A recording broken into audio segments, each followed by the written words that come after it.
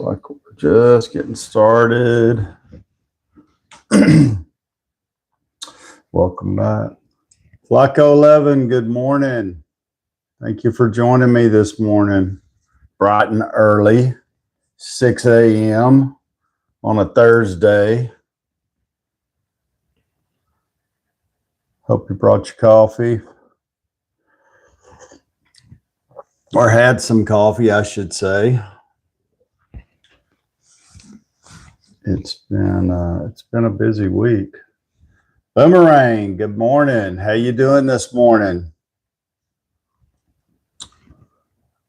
Just getting the live stream started. Letting everybody wake up. Casey, hey man, how's it going? Good morning. Good morning, everybody. Lost you. Good morning. Hey, if you're new here, let me know where you're from. Don't forget to like, share, and follow so I can do the same at the end of the live. Corn Dog, good morning. How you doing this morning?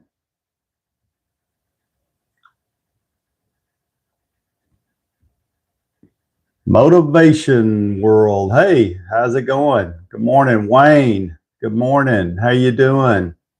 Casey's driving again. Okay.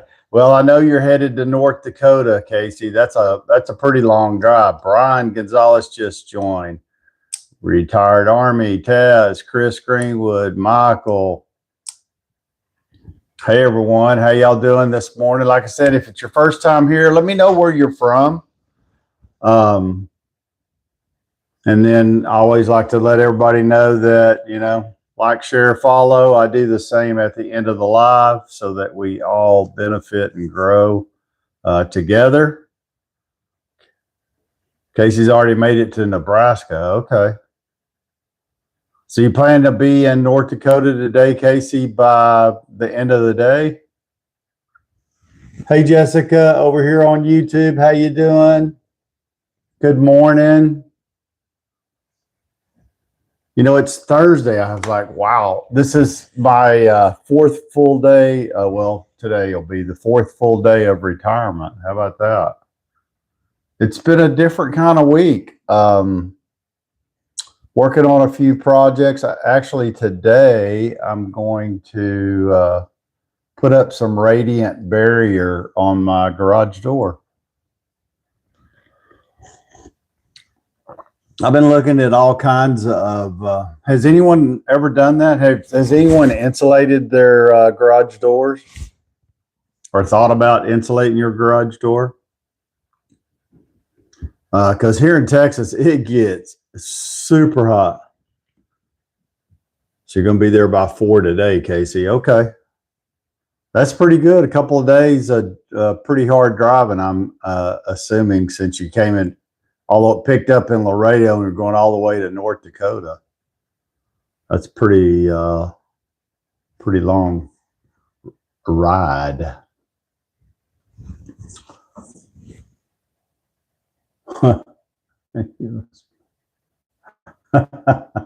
Aspect easy. Okay. That's funny. Todd, how you doing this morning? 26-hour drive. Wow. It's a long time to be behind the wheel. What were you taking to North Dakota, Casey? Or can you say? Or do you know?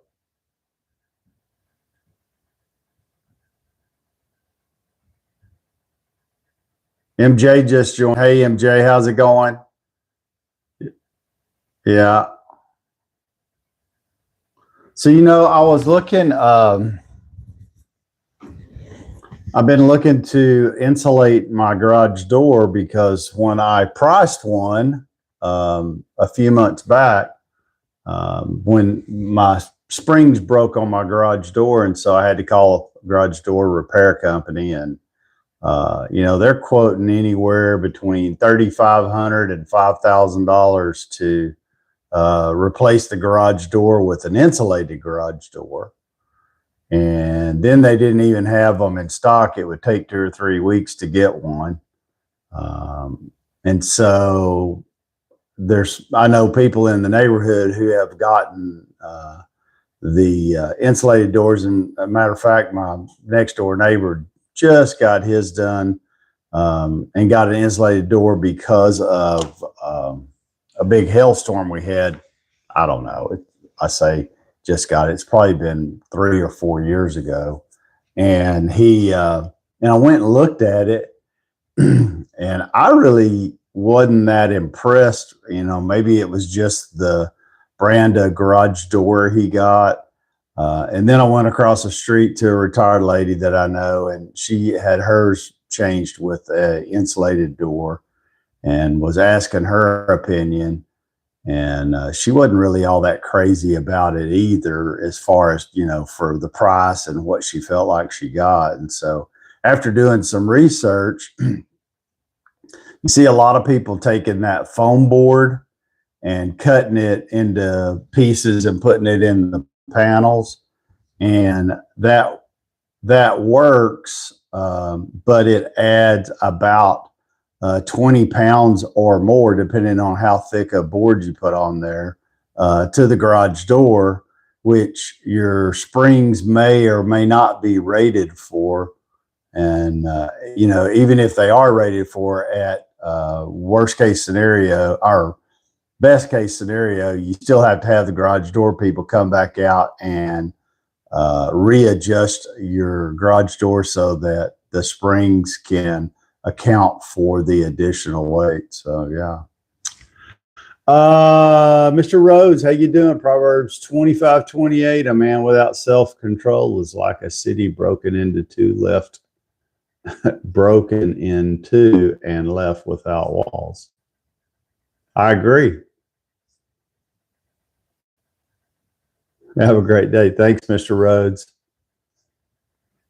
Hey, Kim, how you doing? Good morning. Good morning, everybody.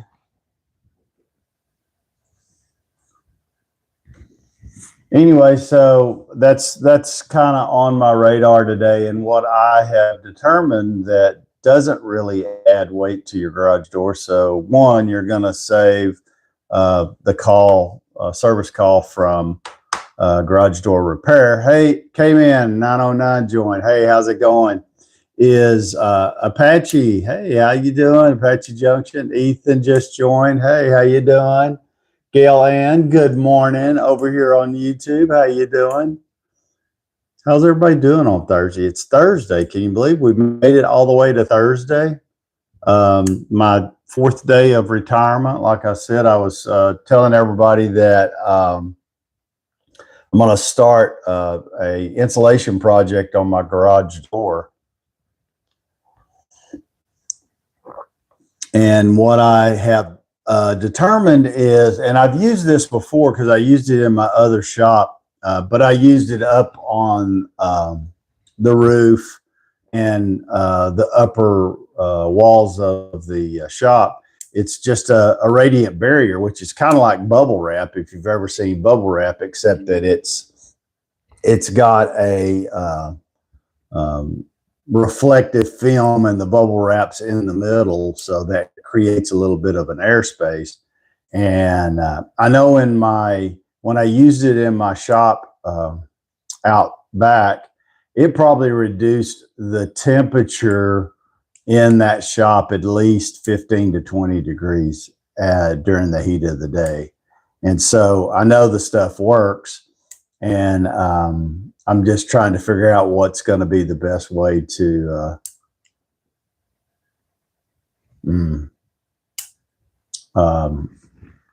insulate, and the most cost effective. But it looks like I could probably insulate the whole door with radiant barrier for $120, which is a lot.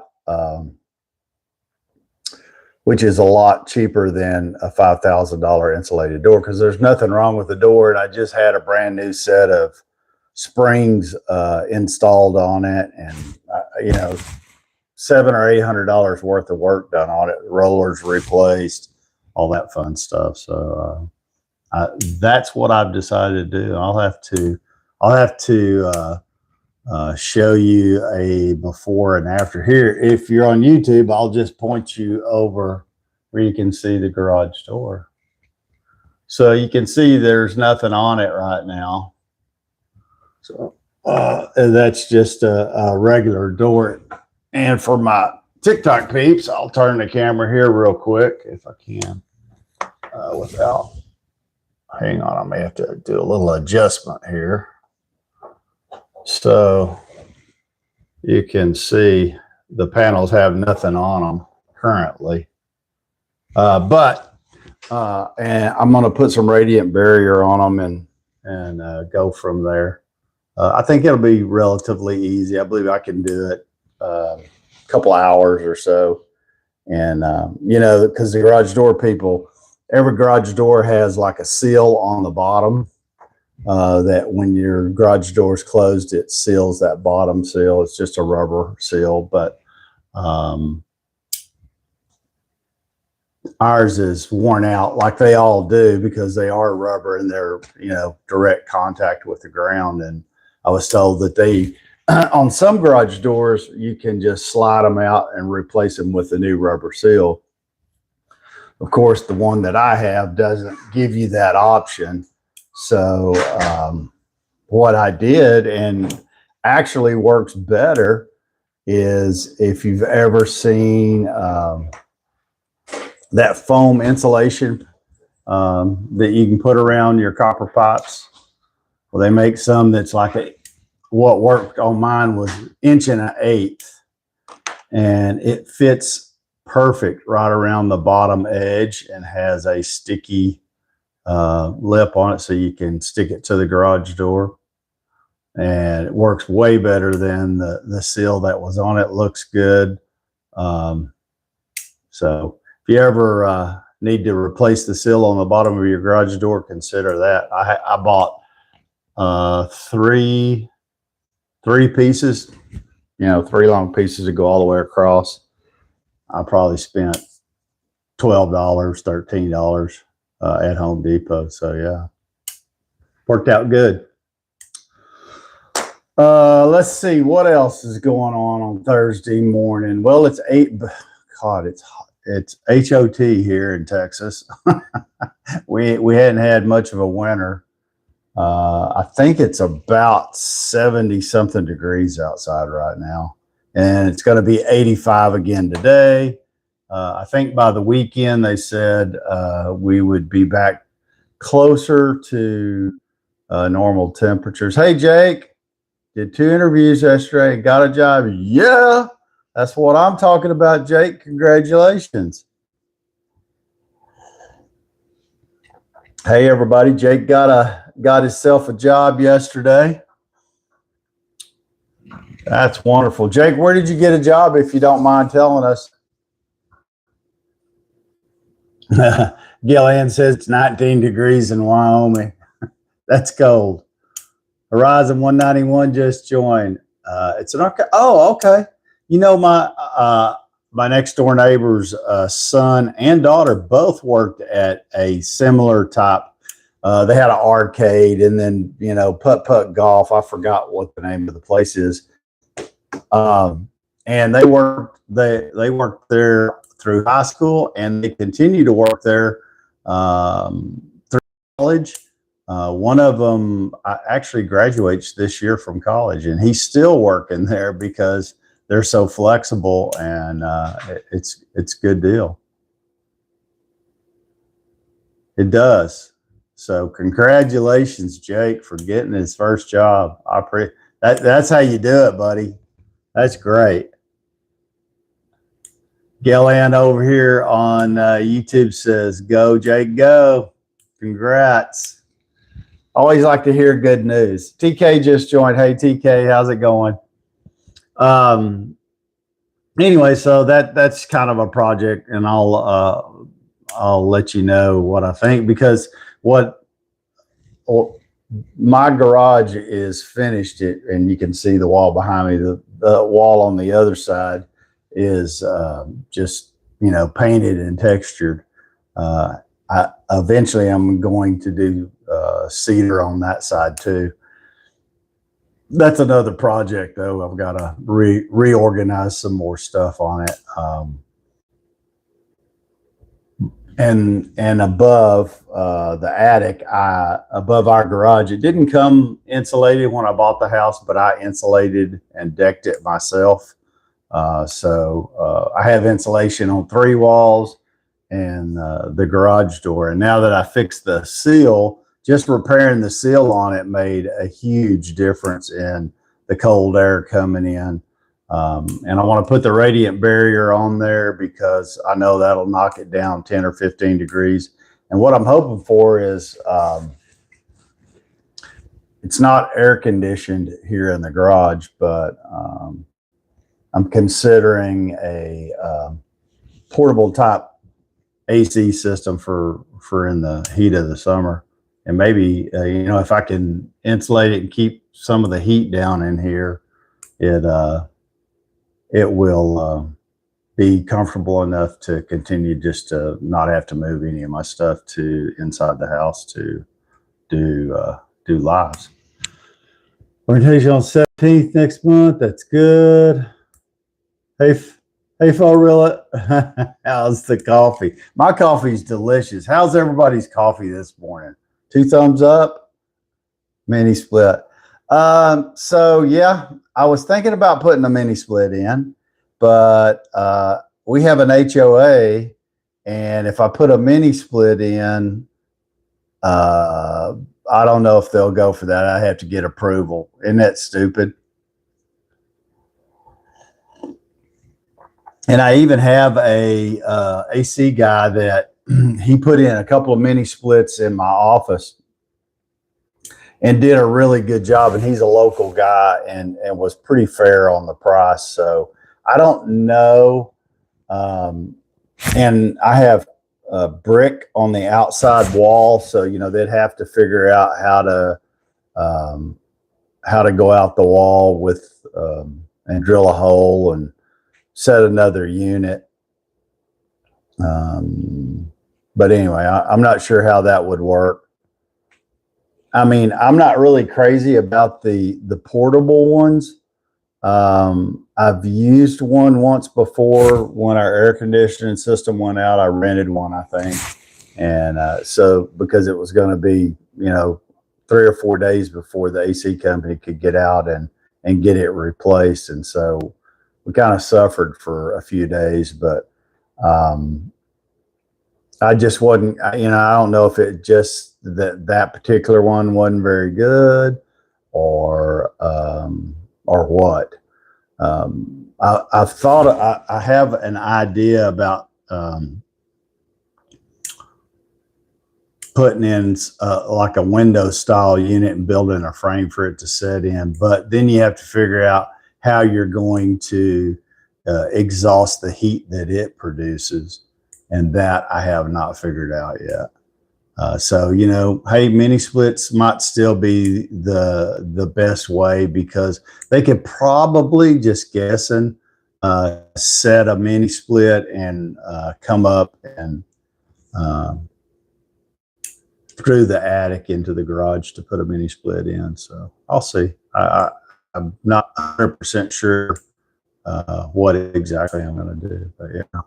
Realtors have told me mini splits are, a lot of people like the mini splits, and the reason is because if you ever seen a home that's not on a central heating and air system with the big unit outside, they'll go in with mini splits, and you can. I'm trying to think what the AC guy. So like.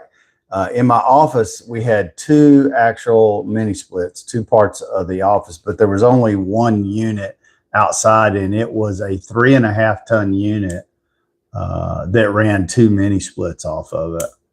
And that's all based on the square footage that you're trying to cool. But yeah. And the good thing about mini splits, especially people who have really big houses, they'll put a mini split system in because maybe they're not in a certain part of the house all the time, so they don't want to cool it all the time. So that way, with a mini split, they can turn it on and off. Jake, what's my YouTube channel is Dave Shop, same as TikTok.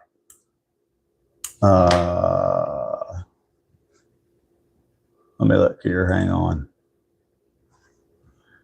Hang on just a second here. I'll get you I'll send you a link here.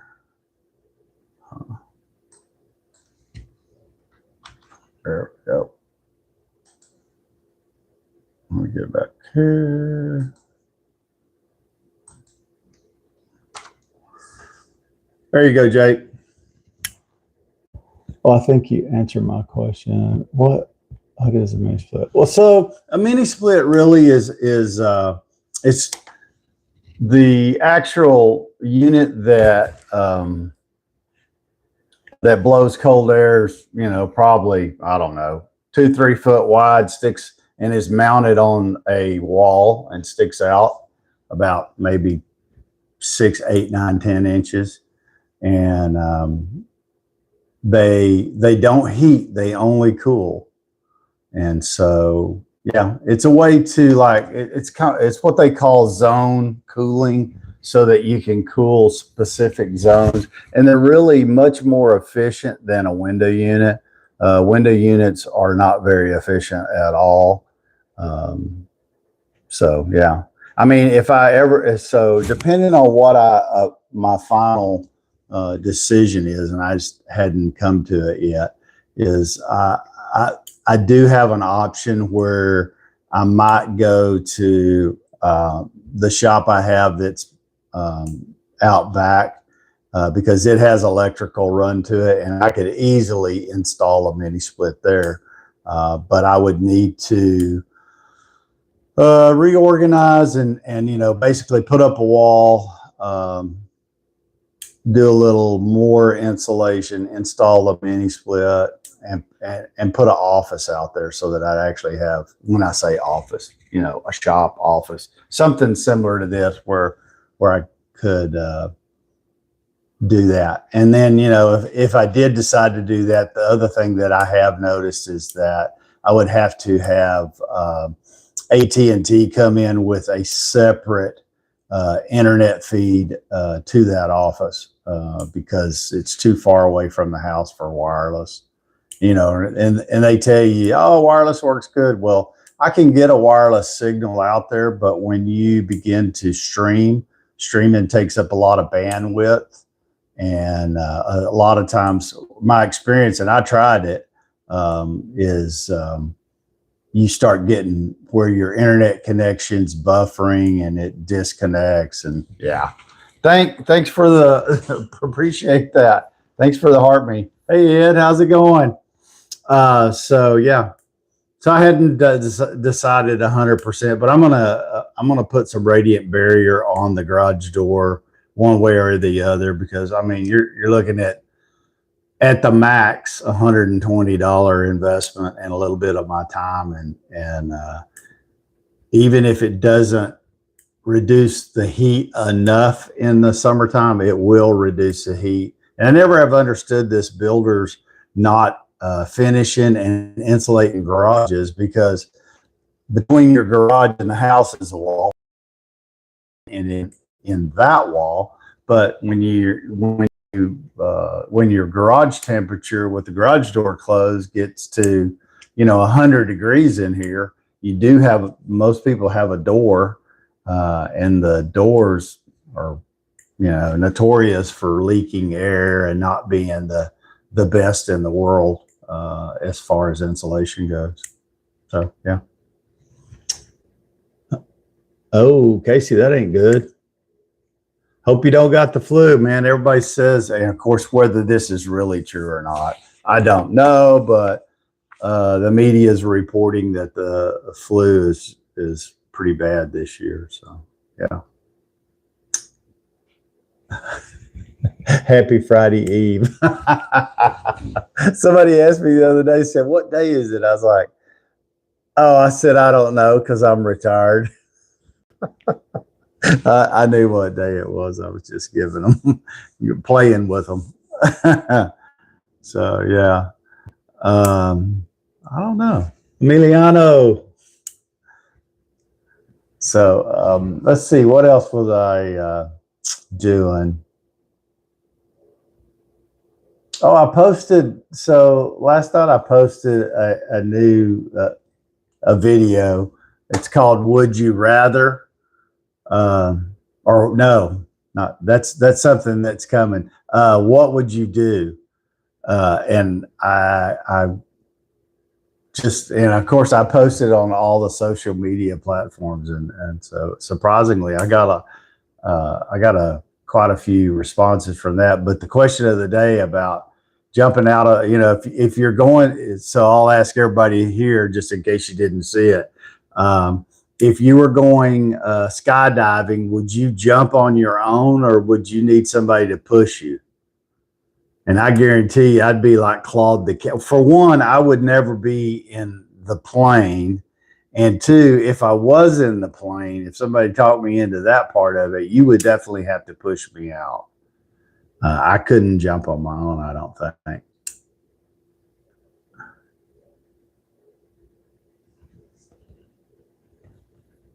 When I retire, I begin dressing feral.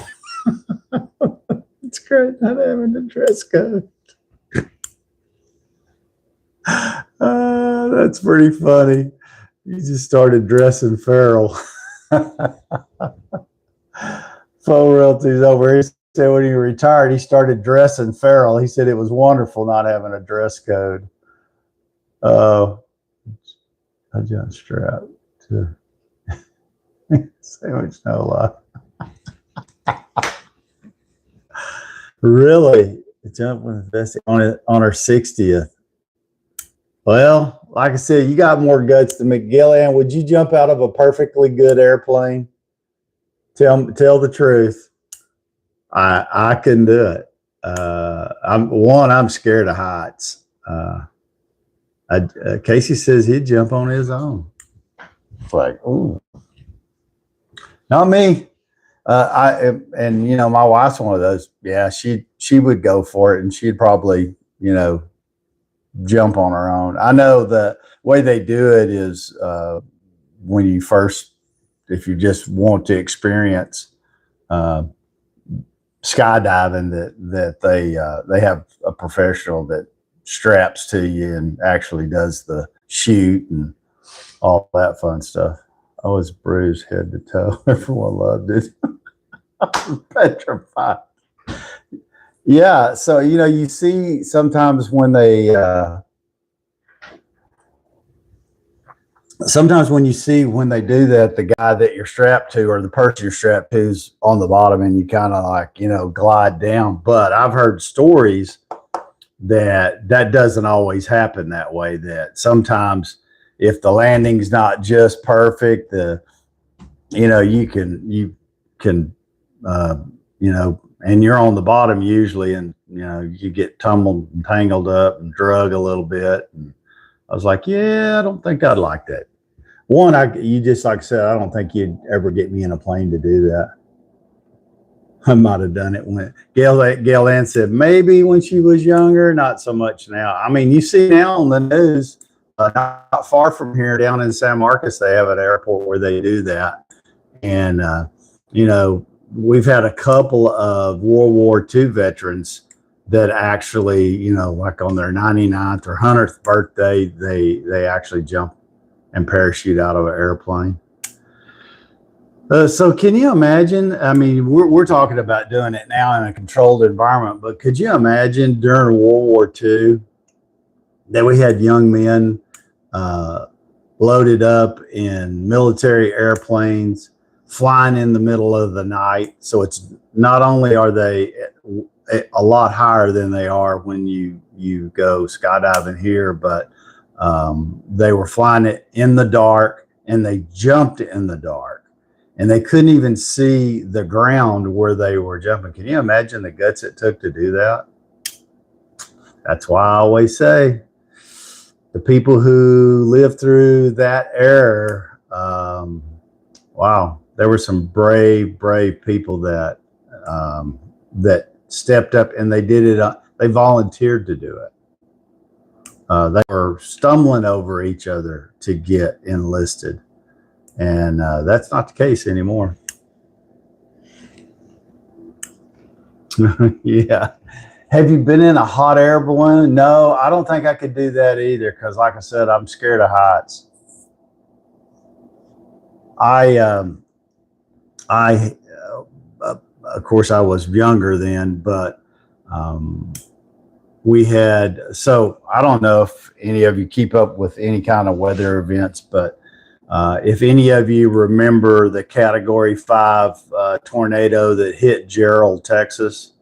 Well, Gerald, Texas, at the time when I was living in Round Rock, it was our second home, is about 15 miles from where we lived. And so we got a lot of the remnants of that Category 5 tornado. And matter of fact, it ripped part of the roof.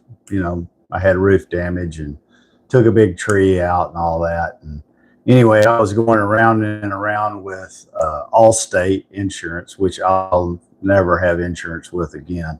And everybody around me was getting new roofs, and they were trying to play games like we'll pay for half. Or anyway, I ended up having to re-roof that house myself. And in the process of re-roofing that house, I think I fell off of it 3 times. And partly because I'm not a roofer. But yeah, that was enough to make me go, that's something I definitely don't want to do. Airborne in World War II were volunteers. Yeah, that's what I'm talking about. I mean, think about that. And now they had a lot of gear on, but just imagine you're in the middle of the night, maybe 2 or 3 o'clock in the morning. It's pitch dark, and I'd have to Google to see how, but they jumped from really high up because the planes couldn't get too close to the ground because of ground fire from the enemy. So they had to jump at really high altitudes, and they were in the air for a decent amount of time. That's why a lot of them, especially the ones jumped during the day, would a lot of times by the time they hit the ground, shrapnel or whatever. They didn't make it to the ground alive, but jumping at night, I mean, I can't imagine that. Yep. Normally, high speed, low altitude. Yeah. They were hollering tuck and roll. That's probably what would happen to me. Under 1,000 feet. Wow. That, 1,000 feet, you go, well, that's a lot. Not really. That's especially when you're talking about you got to jump, clear the plane, pull the chute, and slow down enough. That's the biggest key, is slowing down enough so that when you hit the ground, you don't break both your legs, and that's crazy. What? Chuddy GT. Never been a balloon. Thanks for joining over here on YouTube. I appreciate it. Yeah, that's wild. I mean, there's like I said, I've read different stuff about World War II and the veterans and the stuff that they did. I mean, it's crazy what they went through. And pull their rip cords. It was pulled, yeah, as soon as they left the plane. Yeah, where they were hooked up. Yeah. Yeah, because I don't know. I don't care if I was hooked up and it did. A Band of Brothers is pretty accurate. Okay, well, there you go. Here in Austin, there's a group that does flights to Washington, D.C. for World War II veterans, Vietnam veterans, Korean veterans. And it's, all paid for, taking them to see the memorials in Washington, D.C. and stuff. And what if you're ever imagine being in an international airport full of people, and they bring all of these veterans to the gate, and they make a big deal out of it. And most of the time, I've seen it twice, and going and coming. I actually saw, I think both of the times they were actually going, And dude, there ain't a dry in the place. Because, most of these guys are like in wheelchairs and walkers and that type of stuff. But yeah. So okay. Flex stats. Yo, I'm up at 3. Wow. Honor flights. That's correct. That's exactly what it's called. Honor flights. And maybe they do, I'm not sure. Maybe they do that in other states too. But anyway, it's a great organization. So, yesterday I was kind of thinking, I was like, oh, we need to find some new stuff since we're not going to be able to play Name That Tune. Ed was right. YouTube flagged. And they did it really tastefully, though. They didn't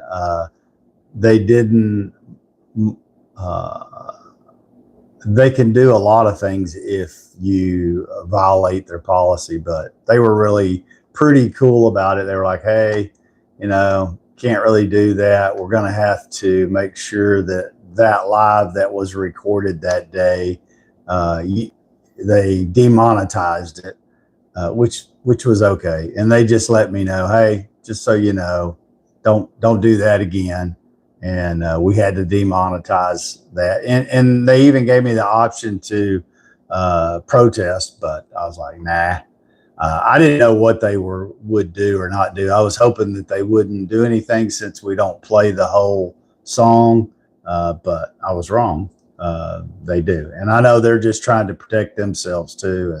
And of course, I don't want to do anything that gets myself in a lawsuit either. So, yeah. Somebody for the past 5 years in the honor flight in their hometown. That's good, my God.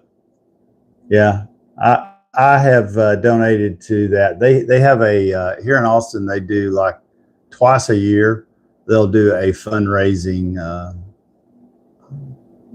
thing, and it's through the radio, and you can donate for that. So that's a really good organization. Michael B just joined. Hey, Michael. Anyway, so I was thinking about some different stuff to do during the live. And what was it? There was one of them here. Oh, that I thought was really funny. I just got to figure out how to do it. It's called Two Truths and a Lie. So imagine this. So how it works is you would share two statements that were true about yourself, and then one that was a lie. And everybody would have to guess which one was true and which one wasn't true. What do y'all think about that? Thumbs up if you like that idea in the comments. That's an easy one.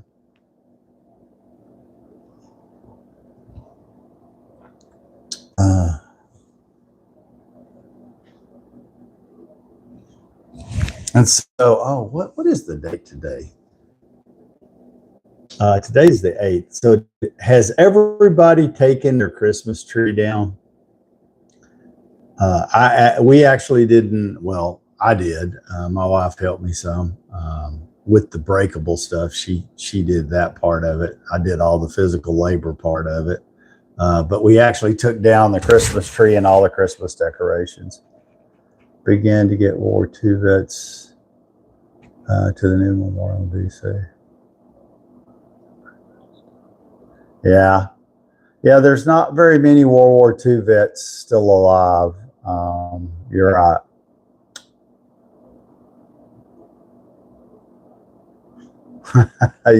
So Ed says, or Moy God said that he got everything down but the lights on the house. Speaking of lights on the house, is that a yes? Everybody name that sound. Yeah, I got to figure out name that sound. I got to figure that one out. I saw that too. That might be fun too. But I thought that two truths and a lie. I was like, how would that work? I don't know if I could tell that many truths. Oh, I could tell lots of lies. I could figure that part of it out. How many truths that I would want to share, I don't know. Might be boring. And trying to get people to type, that's a lot of typing, I think, in a chat. So, Treville, Mr. Flores, how you doing, buddy?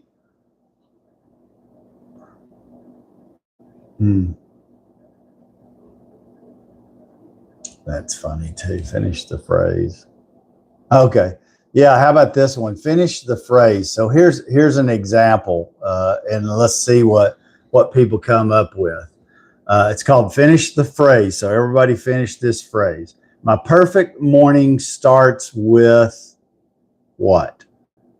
Put your answer in the comments. A true storyteller.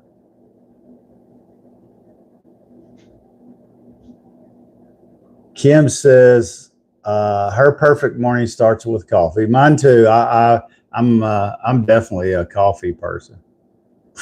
Yeah.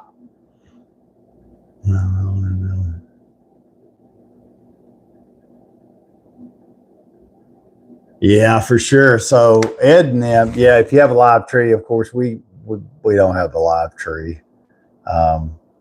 There's only, I think, one place in Austin that even sells them anymore. They've gotten pretty expensive and they're messy and yeah, I know. 40 minutes on the machine. Okay. Gillian says coffee. Kimberly says coffee. Imherta just joined. And of course, Dave's live. In the live. Thanks, everybody. That's always good to hear. Kevin Lemaster. Hey, Tyler just joined. Hustle Hub just joined. Hey, if you're new here, let me know where you're from. Don't forget to like, share, and follow so I can do the same at the end. Same on YouTube. If you're new to YouTube, then definitely like, share, subscribe, all that fun stuff. Yeah, so I thought that was pretty good. Let me do something here. Hold on.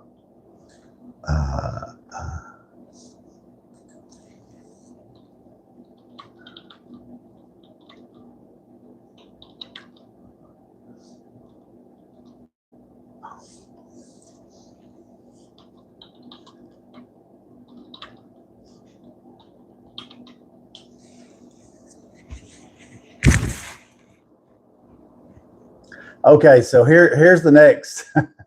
Finish the phrase. My day always goes better when. My day always goes better when what? Bill's Drive. What's up, buddy? Clay. Morning coffee. I got to go to bed. Good morning. Good night from Dallas.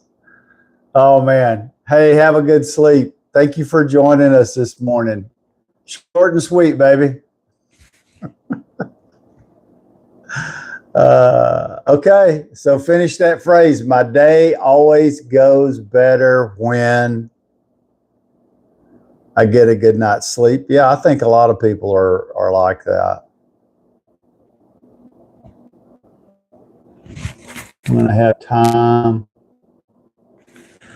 Yeah, that's a good one.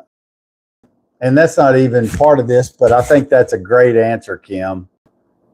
Because I'm really much like that. I mean, I got up at 4:20 this morning, and my wife asked me when I started this week, "Are you going to continue to get up early?" And I was like, "Yeah," just because it's my routine somewhat. I don't, I'd like to stay asleep till 5, but I usually am awake by about 3 or 3:30, and usually out of bed by 4:30 at the latest. But the dog started barking this morning at 4:19. So yeah.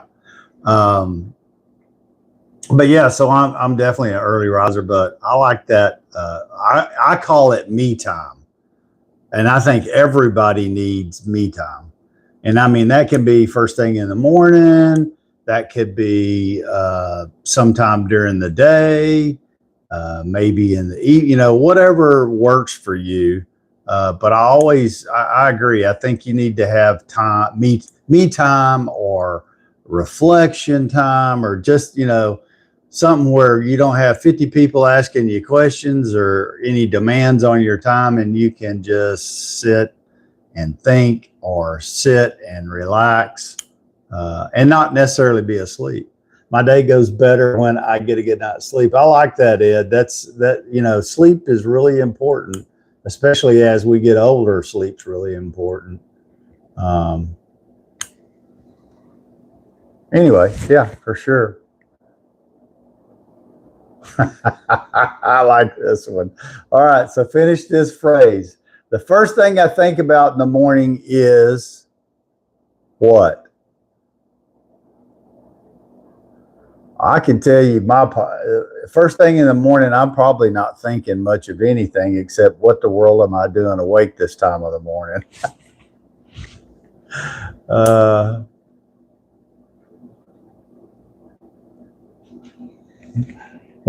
I'll stick around down the hill country. I'll have it there. Okay. Oh, Canyon Lakes. Yeah, it's pretty there for sure. My niece and nephew I think they rented a timeshare. I'm not timeshare.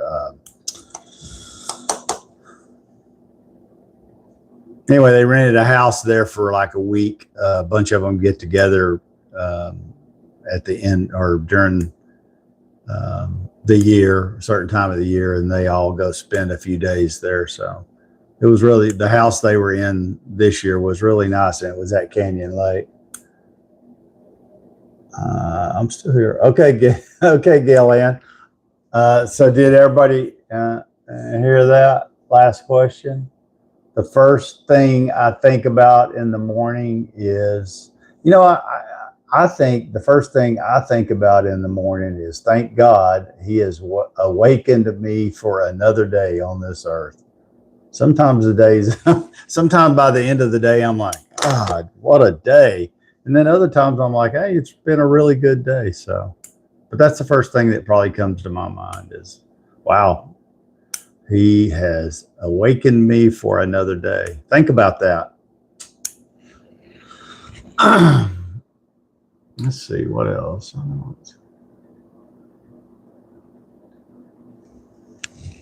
User, okay.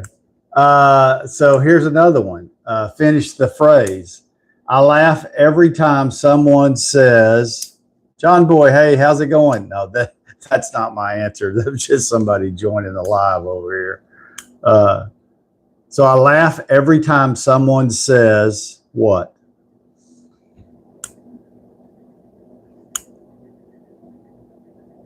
Don't know. I think everybody needs a cup of coffee. Domicide.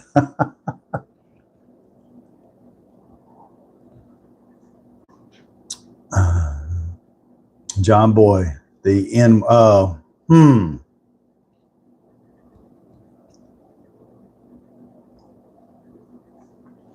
Never, never.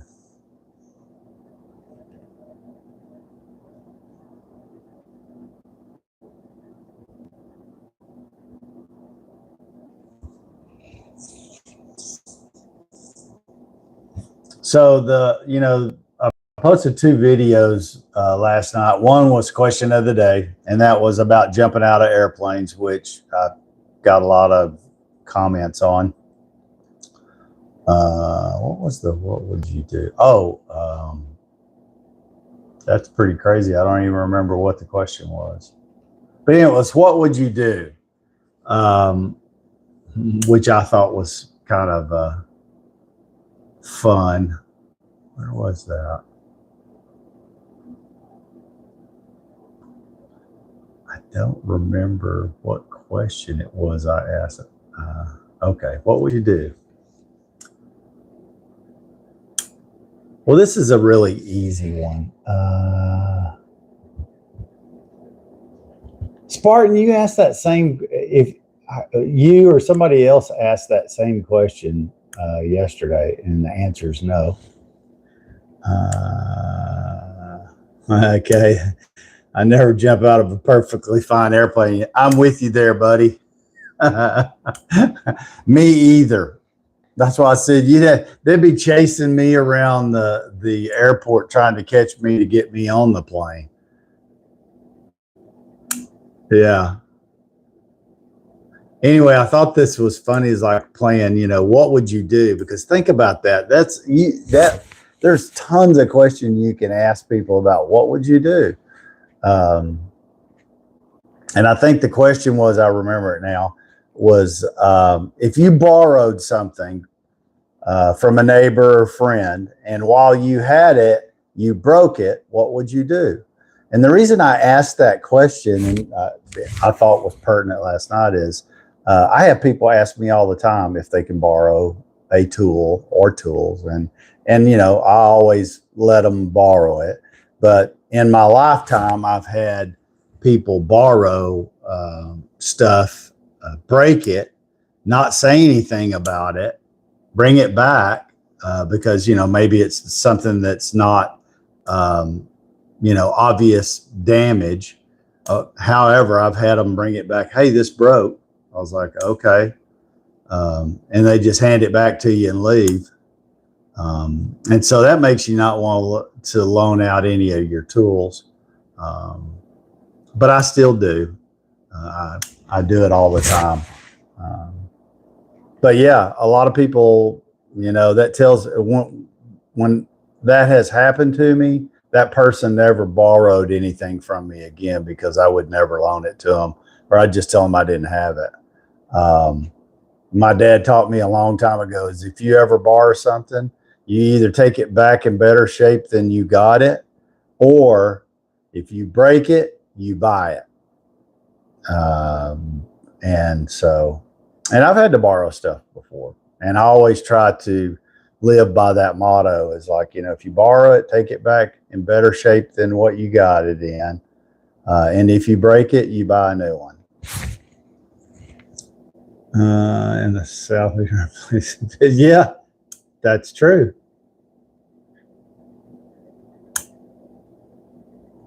TikTok caption, boo. Yeah.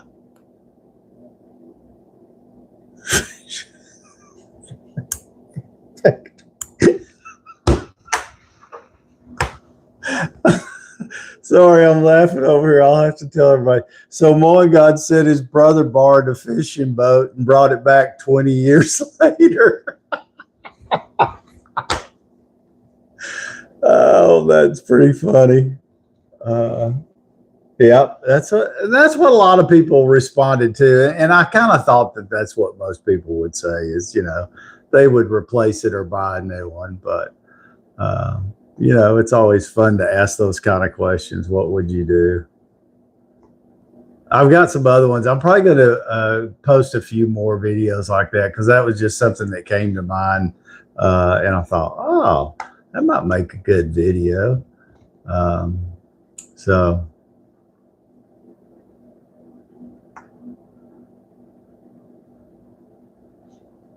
So is there anybody? Of course, I think maybe there are some people.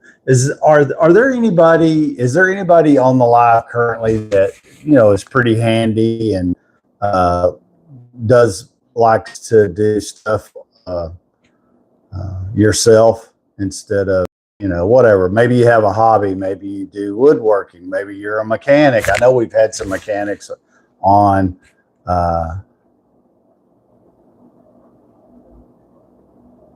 Yeah, just recently retired. Monday was my first day of retirement. The company I worked for did a reorg and laid me off. So kind of pushed me into retirement. And so I'm spending the next 6 months right here working on my social media. Matter of fact, here, I'll get your opinion. This came up yesterday too. So has everybody heard of Temu? Temu? Let me know. Give me a thumbs up in the chat if you've heard of them. Temu. Temu. It's a company. They're on the internet.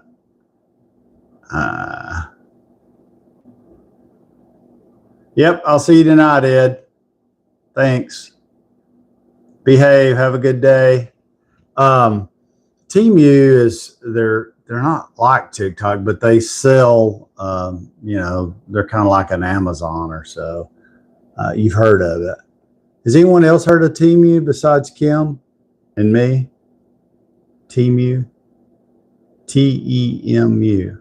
Anyway, they sent me their affiliate marketing people.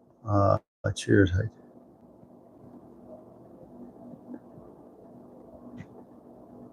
Yeah, you're right.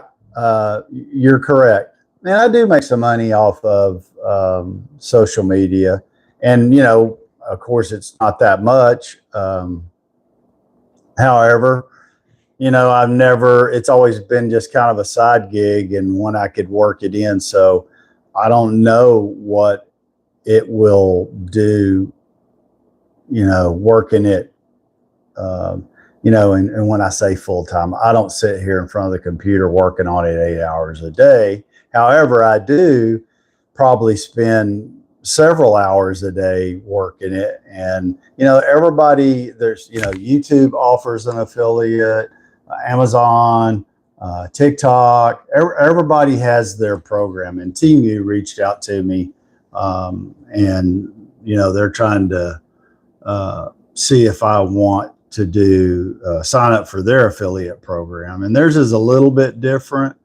I'm just not real sure.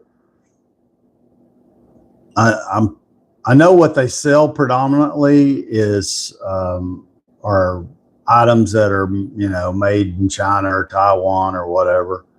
Some probably are okay, and others probably are just junk. But they put it out there to promote their product on TikTok, and you can't do that. TikTok doesn't allow that. If you try to promote a product off of Amazon or someplace else on the TikTok platform, they'll spank your hand. Now, YouTube, you can do that. YouTube has their own affiliate program that I recently got into, and so still need some time to figure out exactly how theirs works. I know how part of it works, and so I've done that part of it. But they have a lot of different companies, like Walmart, Macy's, Lowe's, Home Depot, and I can't do anything through YouTube with Home Depot because I'm already associated with a Home Depot program. But things could change, and the Home Depot program lately has been really inconsistent. It used to be really consistent every single month. You would get 5 or 6 items through their vendors to review, and a lot of times they were items that you could make videos on. And right now, the most active people are TikTok. They have a ton of vendors, some in the U.S., some not in the U.S. But I mean, they're contacting you daily about doing a video and promoting their product. Some of the products I've got, I really like. I tell you a company on TikTok that I do really like, and that's Vevor, Vevor, Vevor. And they promote a tool line, and their tools are, of course, I've only gotten, which you may have seen, is I've posted several videos of, do I have them in here? Clamps that you can use for woodworking or all kinds of stuff. But anyway, they sent me a set of F-style clamps, and they're really, the quality, I was thinking that they might be like on the cheap end, like some of the stuff that you can get through, what's the name of that company? Well, I'm got a brain fade, but there's tools out there that are really cheap that come from manufacturers in China and Taiwan and stuff. And then some of the stuff is pretty good. Some of the batteries are good, some are not. Some of the tools are really good. I've actually gotten some drills and impacts and stuff, and some of them are there. If you look at the quality and how they perform, they're as good as if you were to buy Craftsman or Ryobi or Black and Decker or anything like that. So they're in that same quality line. But Beaver, they sell a lot of different things, and they're on the TikTok shop. They're also on Amazon and some other places, and they have their own website. So I'm working with them in hopes to get some more items. But I hate to request a sample for something that I wouldn't use. Like they were trying to get me to do a video on a diesel. It's a heater, and I mean you plug it in, but it runs on diesel. And I don't really have a use for that, and so I turned it down. But they have other stuff, like they have a miter saw that I would really like to. I have one, but they have one that it's kind of like a space saver, and you can put it up against a wall because the slide comes out instead of going back behind the saw, and it looks like it's pretty good quality. So I'd like to review that. They got some other stuff too, so we'll see. We'll see where that goes.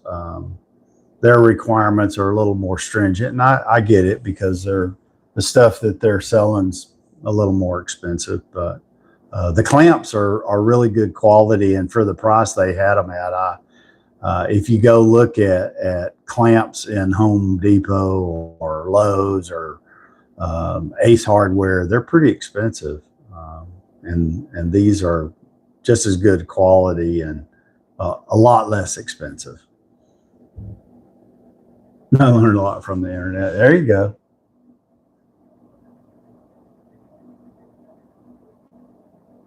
Yeah, I agree, and I agree with you. I like making videos that are not product driven. So you make tons of videos on TikTok, but if you're not selling something, you're not making anything because they don't have an ad revenue or anything like that on TikTok. And doing lives, again, really the only way you make any money on lives is if people that are joining the lives are given gifts. That's how you get money from them, unless you're selling something. And so I really like doing lives that I'm not selling stuff. What I would really like is if, of course, I'm a kind of a one-man show, but can you imagine if I had the staff where, people are on cameras and I could get up and walk around and like if I'm working on a project and show you what I'm doing. But that's pretty difficult when you're trying to man the camera and talk and yeah. So you're kind of limited there when you're a one-man show. But yeah, I like doing videos that don't pertain to selling anything. Currently, and I've been pretty upfront. I'm trying to get to that 10,000 followers on YouTube and TikTok, and for some reason that seems to be the magic number for vendors. They like that 10,000 follower deal, and the main reason I want to do that is what I would like to do is find somebody that would sponsor the lives, either both YouTube, not. And so I put in a request from this company here, Filter By, because they're new to TikTok, but they're not new to me. They're a US based company and they sell air conditioner filters. Air conditioning heating filters are sold all over the United States. And and they're good quality filters, and they have from the low end to the real high end, and they always ship free. So that's a plus, and that's who I use. And so this week I filled out all their paperwork to officially become an affiliate for the company. I haven't heard back from them yet, but I would definitely jump through hoops to have a company that size. They actually make those filters in Talladega, Alabama. So yeah, if you get a company like that that gets behind you and gives you some sponsors a show, you can make I don't know what sponsors pay for shows, but what's kind of say, they have cameras where you wear a motion sensor device and it follows you. It wasn't a camera, but it was like a tripod that's supposed to follow your face and stuff. And they make them out to work really well, but if you get too far away from them, they don't work. And yeah, I'm sure they do have some something like equipment like that, but I can guarantee you it's going to be, if it's really good and works really well, it would be a pretty good investment. Yeah. But yeah, I mean, I'm with you there. I think that would definitely help if you could set something up and just like these mics. I'm really surprised they work really well, and they're not very expensive. I had one, the very first one I got, it lasted maybe 3 or 4 months and then it stopped working. But this particular one, I didn't get on the TikTok shop. I got it someplace else, but it wasn't expensive either. But what I like about it is the old one, you always constantly had to reconnect it. And if you didn't pay attention, it would disconnect itself and you'd be talking in the middle of a video and then go to edit the video and you would have no sound. And I don't even know, does this one even have a name on it? I got this off Amazon, but it's got a little charging case and it came with the mic I have on. It's got an extra mic here, and then it has a device that plugs into your USB port. And I mean, I never have to sync it after the first time. Immediately I plug it in, green light comes on there, green light comes on here, and we're connected. And the sound usually comes out pretty good. And you can be a few feet away from your phone and still the sound does good. And it does good about cutting out some of the background sound too. That's what the little furry thing's supposed to do. So yeah. But this is kind of a learning, so I've been doing social media since 2019. However, I continue to learn something new all the time. So by far, I'm not what I call an expert at it. I'm still learning. YouTube did reach out to me a couple of weeks ago about some type of a boot camp training thing that they invited me to, and I agreed to. I thought it was supposed to start on the 6th, but what was really weird is initially that was the first contact date, and I never received an email from them. But about a week later, I got a second email that said not to start till the 12th, and that they would be sending follow-up emails out to give us more details, but I haven't received that yet. So, because I was kind of interested in that, because supposedly in the original email, they're supposed to help you grow your YouTube channel and put you in contact and kind of pair you up with somebody that has another creator. I don't know if they work for YouTube or if it's just another creator on YouTube that they pair you with that's maybe way ahead of you that kind of gives you some tips and stuff you can try. The stuff that I've been.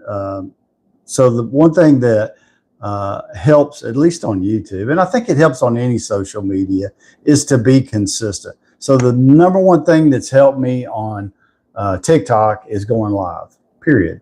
I mean, I think you can make all kinds of videos, but I think going live is the way to go.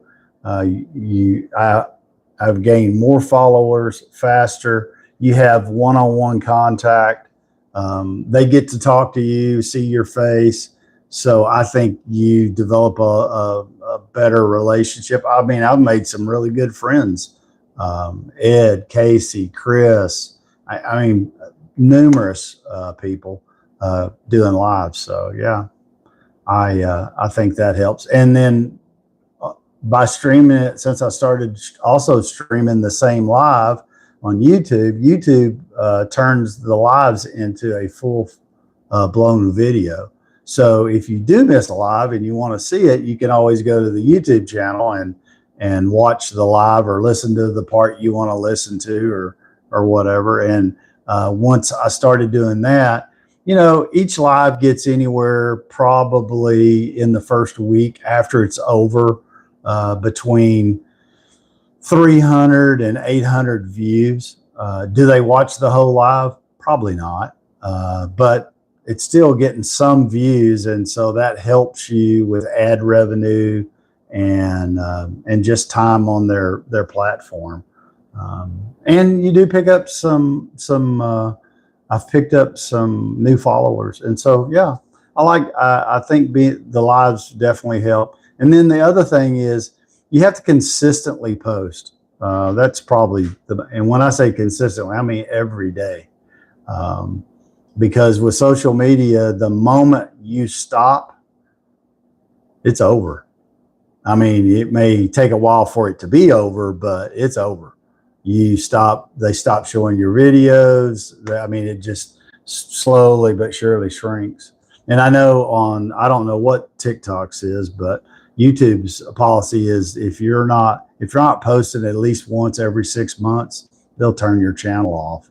So, yeah, so you have to be consistent about that. And that helps too. And then, I kind of figured this out on my own because prior to TikTok and TikTok's really what drove it for me for YouTube. I'd been on YouTube, like I said, since 2019. And, during the year coming into COVID, the year of COVID, the year after, views were really good for long form videos. And now they've really drastically slowed down. People do still watch long form videos, but the ones that I find that I think they watch more, if it's a long form video, is if it's teaching them how to do something. I think those are what I call evergreen, and those are videos that will slowly grow, over time. But used to you would get 1,000 views on a video within the first week, and now if you're getting 100 to 200 views in the first week, you really, that's really considered pretty normal and pretty good by even YouTube standards. And people a lot of times don't think about if you did something and 300 people viewed it. Do you know 300 people? Probably not. So 300 people's probably pretty good. Love you, babe. And my granddaughter going to work. So yeah, but consistency and doing that. Just leave it open, babe. Because it's kind of hot in here today for some reason. Yeah. So that's the whole thing is just being consistent. Being on lives, like I said, I'm constantly meeting somebody new, either on YouTube or TikTok. I have a friend of 40 plus years that joins us on YouTube, Kim. She joins us every day since she started, and Gail's on here. She's starting to come back, so I'm starting to develop some people who are not bored listening to me talk, and join the lives, and that always helps. So yeah, and so I have to do some affiliate. I'm not always, I don't, and I've been in sales a long time. So, but you can do a video on a product and think, and I've seen it. It's happened to me multiple times. I'm like, oh yeah, that probably not going to get very many views. And then look up and it's got 3,000 views, and you sell 10 of them in 2 days. And then you get an item, you go, wow, that thing's going to sell. I guarantee you. And you never sell a single one of them. And you can make 4 or 5 videos and you still won't sell any of them. So, and maybe that's because, damn, it's hot down there in Texas. It is. You were up in Iowa. Okay. And so, you just never know about affiliate marketing. The way Amazon works is you can link products, and they only pay about 4%, I think. But the good thing that they do is if anybody ever enters Amazon from an affiliate link, even if they don't buy the item that you had linked specifically, and they buy something else while they're on Amazon, you still get a commission. If they buy anything in a 24-hour period after they've entered Amazon from your link, you get a commission. So even though the percentage is lower, the chances that you're going to earn a commission are much better. So yeah, so I make a little money off of Amazon, a little off of YouTube, a little bit off of TikTok, but nothing that, I see these people on TikTok saying they're making $20,000 a month and more. And so, yeah, I would like to be making that kind of money, I think, but I'm not sure that it'll ever get there. And, I think TikTok, initially, people that got in early as an affiliate probably did really well. But as they let more and more people become affiliates, it just kind of, the pool grows and grows and grows. Instead of 100 people with the ability to solicit business, now you have 10,000 people that can solicit business. And so they have to spread the sales across those people. Clay, thanks, man. I appreciate you, Clay. I hope you are a man and not a woman. If you're a woman, tell me your first name. I don't know if your first name's Clay or not. I hate to, if you're a female and I'm calling you, hey bud and sir and all that, I'm not trying to be offensive. Or if Clay is your name, it is. Okay, good. Good. That's terrible that you just assume that, but yeah. All right, Clay. My nephew's named Clay. I've never seen Clay spelled with a K. His name's Clay, and he spells it with a C. So when I saw it, I thought, well, yeah, I'm pretty sure that's how you pronounce that, Clay. Well, Clay, thank you for staying on. I know you probably work nights, and it's a crazy world we live in. Clay, you're right. It is a crazy world. It's so funny when I started streaming live on YouTube. Nobody was joining hardly. And Kim got on there, and I think she just stumbled across it because, I know she knew I had a YouTube channel, but I don't think she knew that I was going live regularly.